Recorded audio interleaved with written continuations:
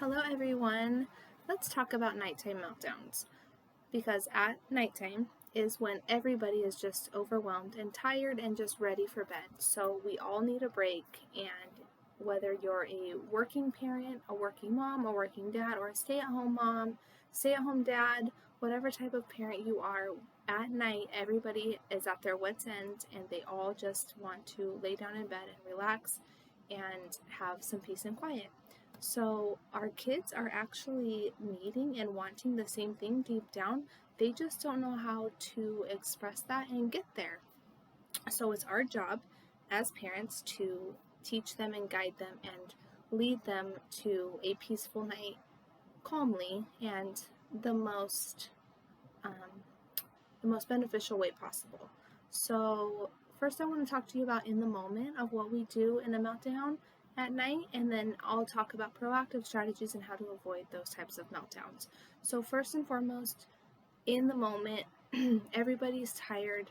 We don't want to be dealing with a meltdown at this time. We know our kids need sleep, but they are just not in their logical brain. If you haven't watched my previous video about behavior, I go over this hand model and talking about the upstairs brain and downstairs brain and what controls each part of the brain. So go ahead and watch that video. So we'll talk about when our kids are having a meltdown in at any point during the day, but specifically at nighttime for this video. Our kids are in their downstairs brain.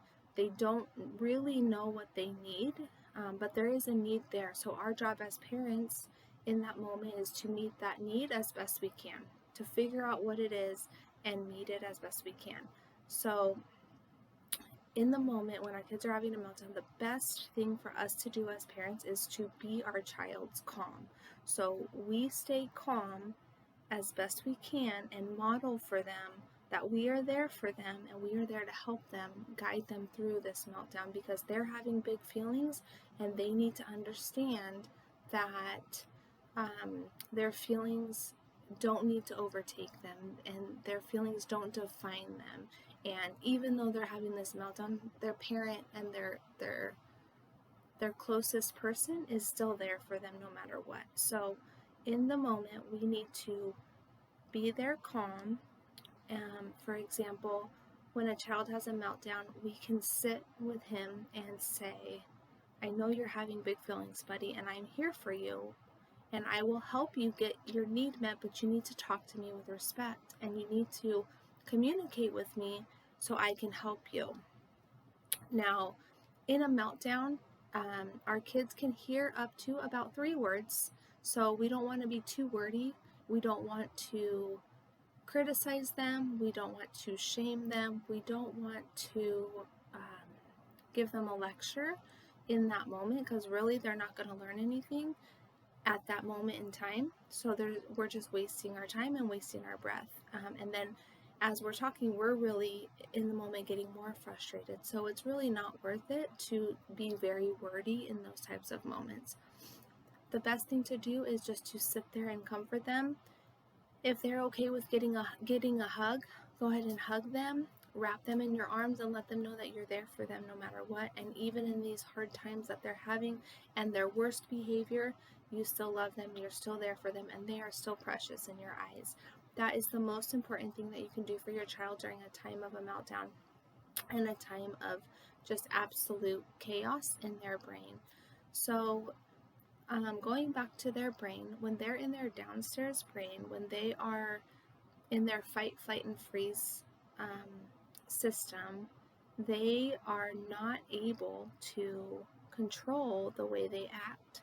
So when we are being logical with them and saying something like, if they're having a hard time and we're saying, you just had the best night ever, why are you being so ungrateful, why are you acting this way, their logical brain, their upstairs brain is not online, so they're not registering anything you're saying. They're not remembering things that happened maybe 10 minutes ago.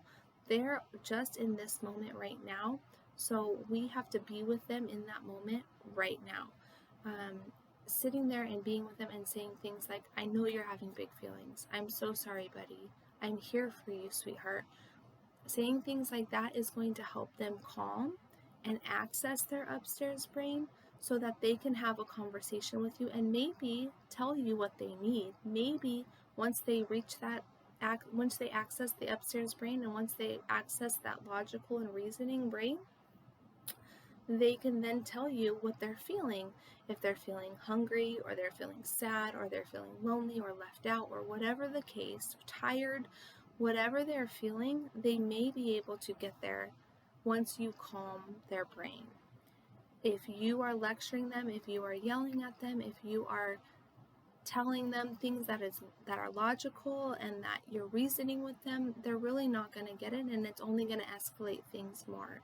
So like I said, the best thing to do for your child in that moment is just to sit there, be with them, be their calm, and just help them access that upstairs brain that you really need in order to meet their need. Now, if your child is not able to communicate with you and not able to tell you what they need, then it falls on you as the parent to figure it out. It's not easy, it's not fun, and it is time consuming, and you may have to sit there with your child for up to an hour, maybe even longer, trying to figure out what that need is. But as you continue this process and you are more consistent in being with them through these hard times and through these big feelings, they will then start to learn how to access their upstairs brain on their own and learn how to self-regulate.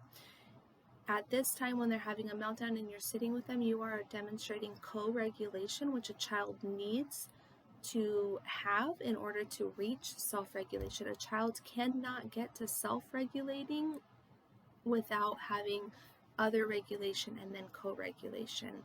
So this part right here is you co-regulating with them and telling them and talking to them about what they might need and how you're going to help them get what they need. So with that being said, our job as parents is to be a detective, figure out the child's need, meet that need if we can, and then move on from the meltdown. Once we can move on from the meltdown, we don't revisit it. We don't come back and say, remember how you acted last night? Let's not do that again. We let it go, we move on with compassion, and we just get past it together as a family. And your child will be so much happier, and you will be so much happier once that happens. Now, let's talk about proactive strategies. A proactive strategy might be giving your child, after you have dinner, let's say you have a bedtime routine, and it consists of having dinner, taking a shower, reading a story, saying a prayer, doing your little nighttime routine, and then your child, let's say, either reads before they go to bed or they watch TV before they go to bed. Whatever your nighttime routine is, a proactive strategy would be to offer your child a snack within the hour before they go to bed, and offering them something of substance, a handful of turkey or something with protein, peanut butter. Actually, dark cherries have been shown to increase melatonin in the brain, so it helps the child sleep better at night. Apples is also another food that is really good. Apples and peanut butter to have before bed. Oatmeal is a good snack before bed to give your child, to something to fill their bellies, to feed their brain, and just to help them relax at night and increase that melatonin so they are ready for sleep. That helps your child's brain to then be ready for sleep and not to have a meltdown, because they don't need to be in their downstairs brain if they have that need met. And even if they're tired, that fullness and the food that feeds their body and their brain is going to help them regulate better than they would had they not had that snack. So offering their child a snack would be a great proactive strategy. Also, offering your child some water before they go to bed. If your child's really young, when you offer them water, I would suggest that you make sure that they use the restroom right before they go to sleep so that there's no accidents at nighttime, but offering them some water to help hydrate their body and their brain so that they don't have any meltdowns later in the evening. And then one other strategy would just be to practice nighttime routines. So we do these things called nurture groups. You can do role plays with your child during the day and practice with either sock puppets or real puppets or stuffed animals or anything that you can find around the house. You can use popsicle sticks for all. You can draw little faces on popsicle sticks. It doesn't matter what you use. What matters is that you're providing that connection time with your child, and you're practicing something that has been hard for your child in the past. So when you practice these scenarios, you can help your child to access that in their brain in the time of a meltdown when you're in that moment, using also these small like little key phrases of their Dr. Karen Purvis calls them life value skills. So you pick the values that are important in your family, and you practice those short phrases with respect. Use your words, just simple phrases that are important to you and your family, and you choose those and you discuss it as a family and have your child involved in it as well, and help them to practice that over and over and over again. And then when you use that phrase, when they are in a meltdown stage, they are able to access their upstairs brain and their thinking brain a lot easier than they would be had they not had that practice. So role plays. Let's say you practice a bedtime with your child. The first thing you're going to do with your child is practice it the wrong way. So you can have fun with it. You can be the child. You can have your child be the parent. You can be the parent, the child be the child. Have fun with it. Mix it up. If you have multiple children, get everybody involved and have everybody practice these role plays so that everybody has the muscle memory to do these things in the heat of the moment. So if you're practicing a role play, and let's say you're the parent and your child is the child, you do the role play. The first time you do it, you're going to do it 2 times. The first time you do it, you're going to do it the wrong way. So let's say, for example, you have these little puppets. I am going to use, this is what I have, I'm going to use a pencil. So the pencil is going to be the parent, and the parent's going to say, okay, honey, it's time for bed. And the child's going to come in and say, I don't want to go to bed. That's not happening. Leave me alone. Right? That's the wrong way. You're actually going to praise your child and say, good job, buddy. I'm so proud of you for doing it the wrong way. That was awesome. Now let's practice the right way. And you're going to end doing the right way. So it's going to be, okay, sweetheart, it's time to go to bed. Let's go get tucked in. Okay, Mom, let's go to bed. Can you please read me a story before I go to sleep? Sure, honey, I'd love to read you a story. Mwah. And go, and then you head off to bed and you practice it. Again, first you do it the wrong way and you let your child have fun with it. You let your child be sassy. You let your child be, in a sense, disrespectful, because in the heat of the moment, that's really what's going to happen. So you praise your child for doing it and you make sure to say, good job doing it the wrong way. And then when you do it the right way, you say, oh, good job, buddy. That was so much better. I love how you said that. I loved how you asked for a compromise. I loved how you spoke to me with respect. And you use these words so that they get used to hearing it and they get used to speaking to you with respect and following along with you. When you do it this way, you're not demanding respect from your child, but you are presenting yourself in a way that your child wants to respect your rules and wants to talk to you with respect. So when you gain trust and you build your relationship with your children, they actually want to more follow along and do what you ask. Children really never want to misbehave. They don't really choose to misbehave. It's just that they don't have any other strategies to use in the moment when they're upset and they're having big feelings.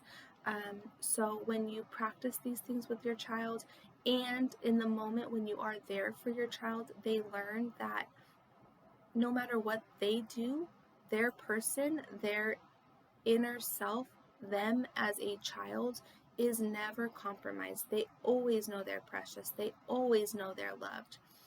But they do learn that the behavior that they're demonstrating is not okay, and we won't tolerate the disrespect, and we won't tolerate the misbehavior. But we will be there for them when they're having those feelings, and we will help guide them through those feelings, because if we don't guide them, how are they to learn what the right way to do what the right thing to do is. So we need to make sure that we, in the moment, are there for our children and comfort our children and our children's calm place.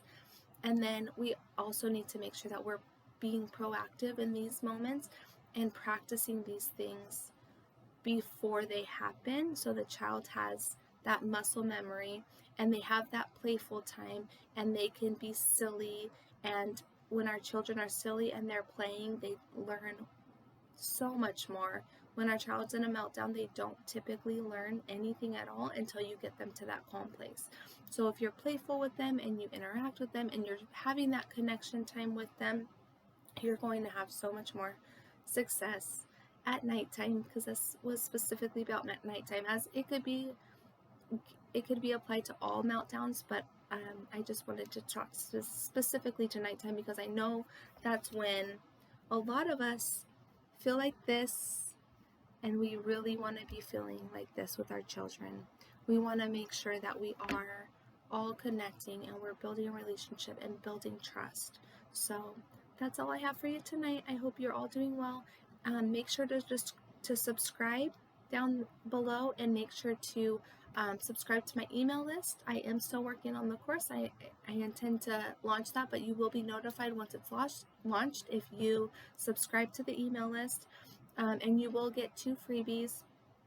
I don't have them on hand right now, but you will get the 2 freebies: the iceberg with the behavior, and then how we talk to our children, and basically it's changing our mindset from looking at our child with eyes of, I won't do this, your child won't do this, to looking at your child through eyes of, I can't do this, I need help. So we want to make sure that we're talking to our children through eyes of, your child can't do this right now, so we need to help them through it. So I hope to see you all on my email list, and I look forward to our next video together. Bye guys!